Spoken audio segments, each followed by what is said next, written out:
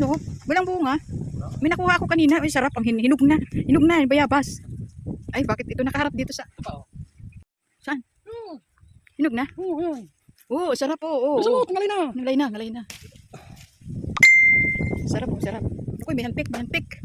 Sarap. Vitamin C to, vitamin C. Maganda ito sa katawan.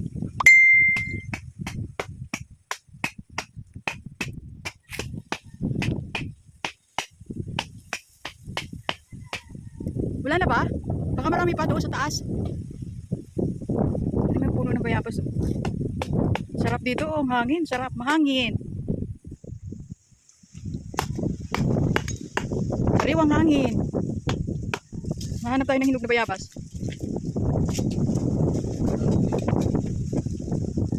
Parang matigas pa yung isa. Itong isa pwede na. Itong isa matigas.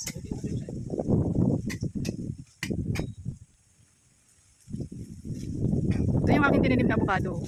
Malaki na siya. Tapos yung langka. Ito lang nabuhay na avocado.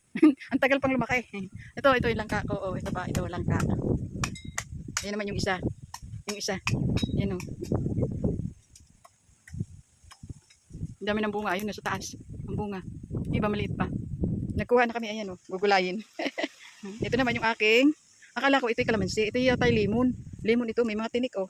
Tinik. Mahaba yung tinik. May Christmas light pa o.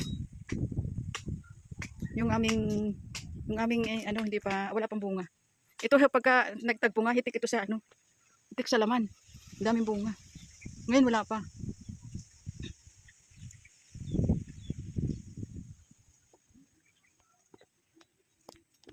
Ayan.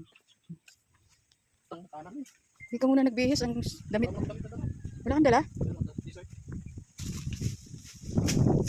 Sarap ang hangin kaya, oh, tingnan nyo guys. Oh, tingnan mo mga kampangga, oh, di ba hangin, oh. Huwag naman sana umulan. Wala akong makitang bayabas na hinog. Taas kasi.